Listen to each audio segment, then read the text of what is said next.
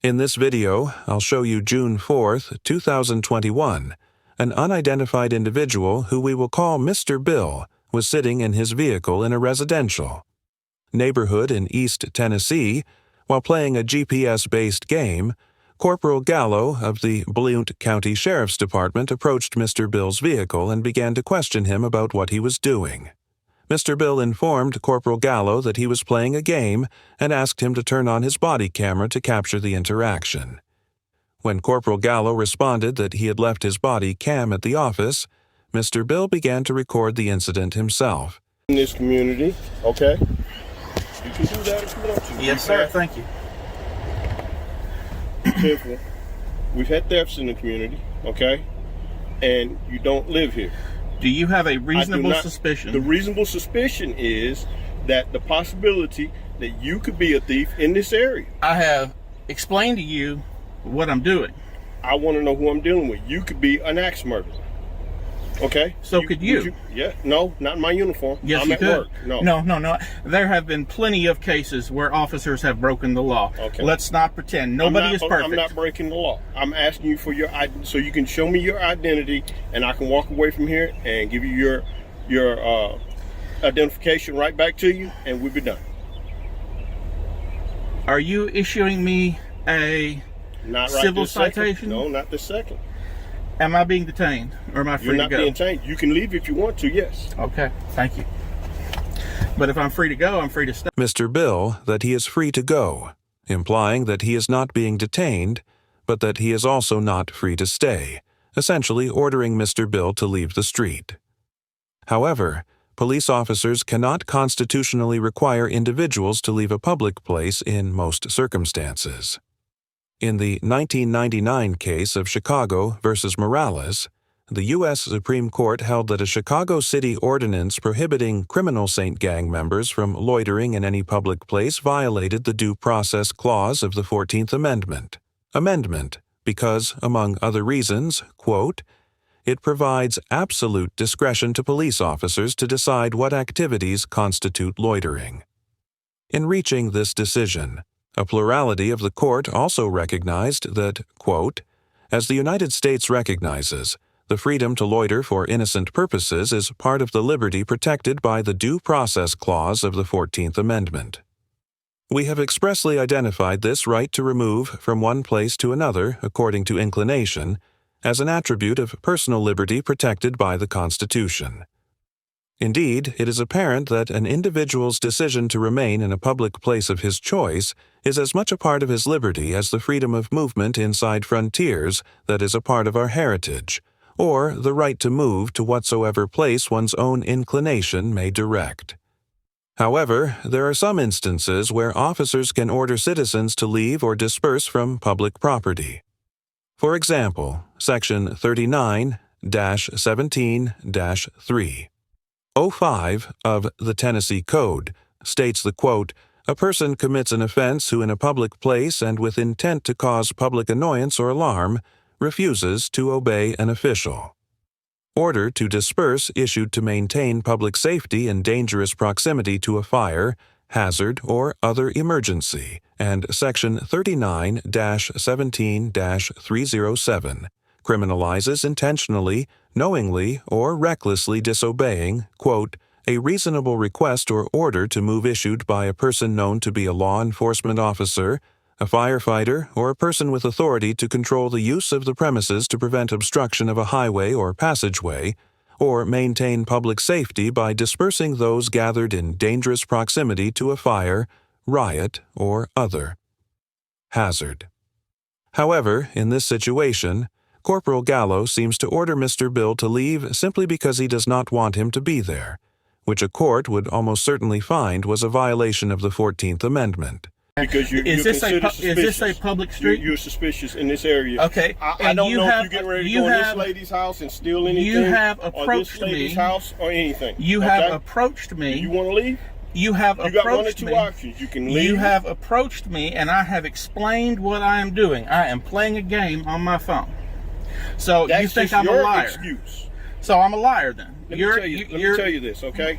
You're saying I deal with 90% of the worst people. 90% of the time, 10% worse people. Okay. Yes, yeah, I understand. Your sense of trust is gone completely. No, it's not there. But I'm asking you to obey the law. I'm asking you to obey the law. I am obeying the law. No, you are not. You do not have a reasonable, articulable suspicion. Yes, I do. What is your reasonable, articulable suspicion that I am about to commit, have committed, or will commit a crime? You are in an area. What is your reasonable, articulable suspicion that I have committed, will commit, or about to commit a crime? No, sir, I'm not. Stay there. Now you're in violation of traffic law, on top of being in a neighborhood where you don't live. You live on Ridge Street, right? Which traffic law am I in violation of, sir? You're violation of registration right now. How so? Because this is on a white minivan, and the tag comes back to a green car. Well, I can't. That's what we were issued. But if I'm in violation, please issue me a citation. Let me see your registration, proof of insurance, and ID. Can I get in my thing? Yep, go ahead.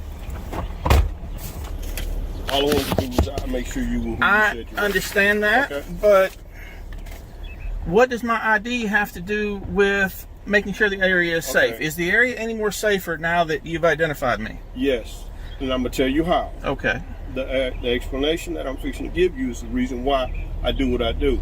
Okay, this area, now that I have your ID, the area, if something does happen, something could happen, there's a possibility of an already known suspect now that was in the area prior to anything happening.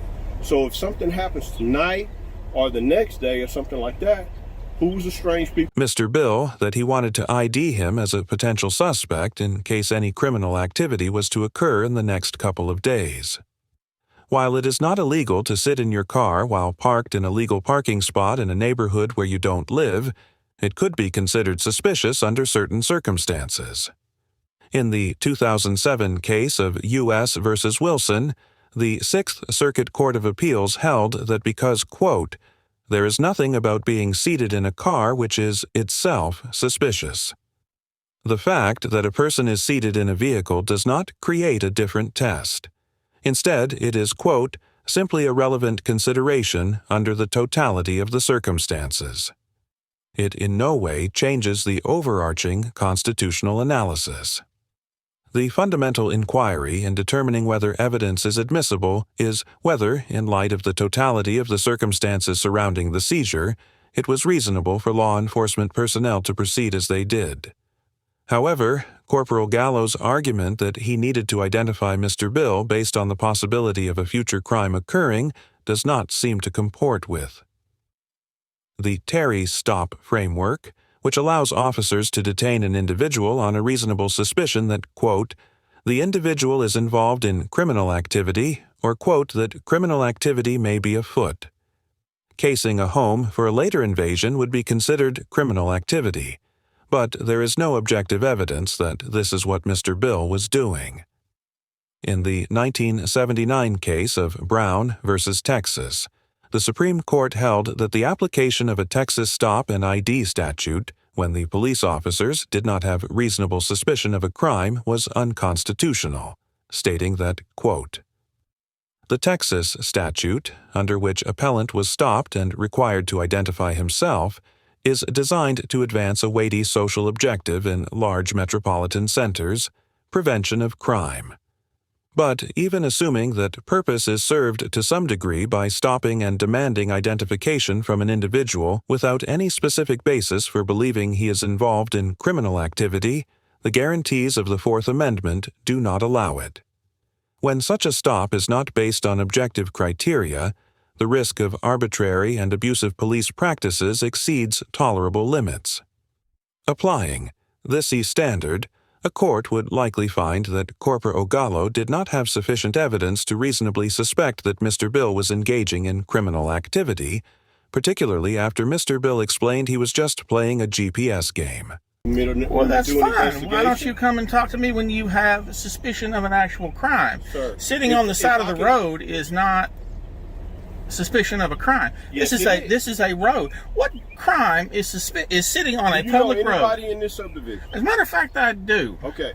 Why aren't you sitting in front of their house? Because I already sat in front of their house. I explained to you this is a GPS game. You understand GPS, I know. I understand GPS, and I understand people doing all these games. But if you want to be hard with me as far as... I'm not trying to be hard. I want you to obey the law. I am doing the law. No, you as a corporal... is my duty.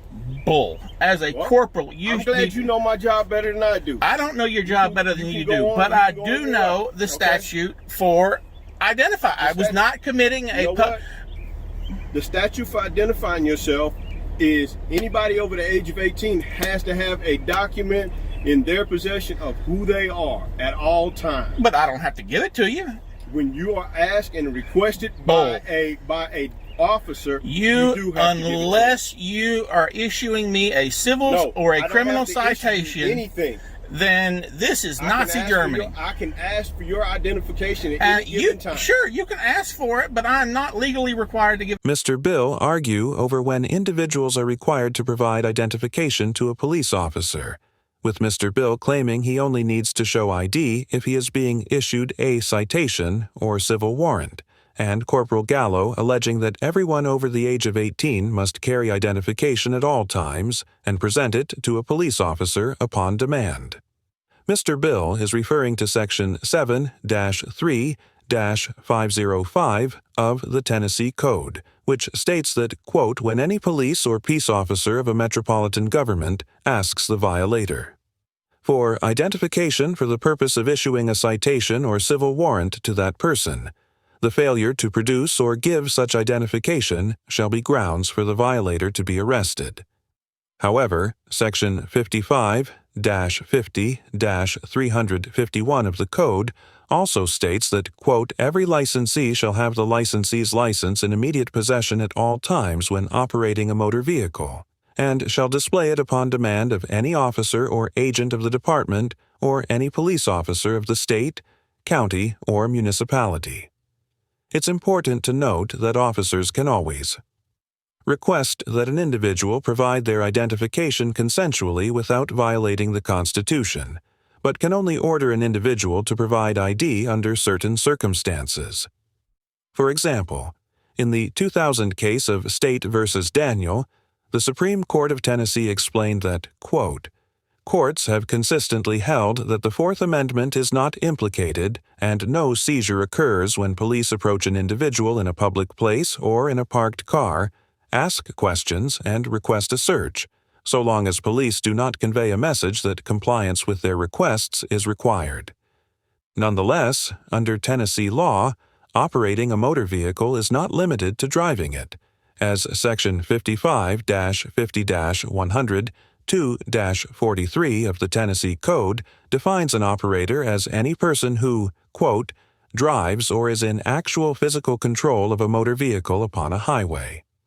Therefore, the Supreme Court of Tennessee noted in the 1993 case of State v. Pulley, quote, a police officer may approach a car parked in a public place and ask for driver identification and proof of vehicle registration without any reasonable suspicion of illegal well activity. While the court would likely find that Mr. Bill needed to present his driver's license to Corporal Gallo upon demand because he was in actual physical control of a motor vehicle, Corporal Gallo's contention that every adult in Tennessee must carry identification documents and present them upon an officer's request is completely unfounded. While drivers do need to carry a license with them when operating a vehicle, there is no general law that citizens must carry identification with them at all times. Additionally, outside the context of operating a motor vehicle, Tennessee law only allows officers to demand identification when issuing a citation or civil warrant, and officers in any state can only constitutionally order individuals to identify themselves if they have a reasonable suspicion that the individual is involved in criminal activity. I'm happy you feel that way.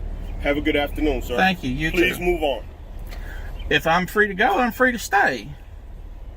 I'm going to ask you, Leave this Are you area, asking? please. Are you asking me or ordering me? I'm asking you to leave the Are area. you asking me or ordering me? I'm asking you to leave the If area. you are ordering me, I will leave. If you are asking me, I would stay. I'd like to stay. Order you? I'm ordering you to leave the area. Thank you very much. I will certainly leave. Reasonable suspicion, blatantly misinterpreting the identification laws of his state, and for forcing Mr. Bill to leave a place that he was within his rights to be.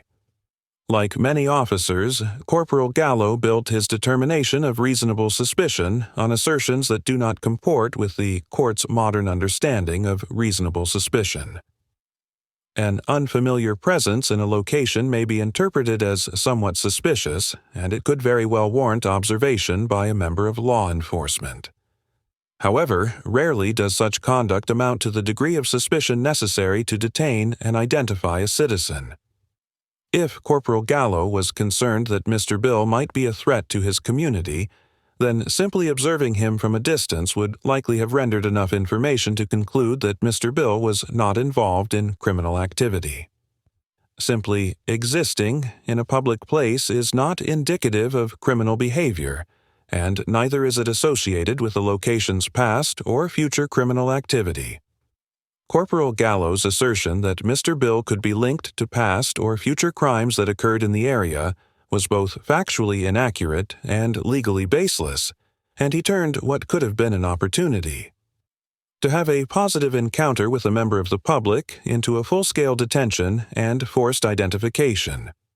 Mr. Bill gets an A+ for challenging the officer's assertions without becoming overly aggressive, maintaining a calm and collected demeanor throughout the interaction, and for peacefully complying with the officer's lawful orders. Mr. Bill was well within his rights to park his vehicle on a public Saint and play games without being disturbed, and he initially offered a legitimate explanation of his actions to the officer without compromising his rights. It wasn't until Corporal Gallo mentioned the registration violation that Mr. Bill was willing to surrender his identification, and at that point he was legally obligated to. Mr. Bill did a fantastic job balancing his civil liberties with the lawful demands of the officers. Thank you very much for watching the video. Subscribe our channel for next video.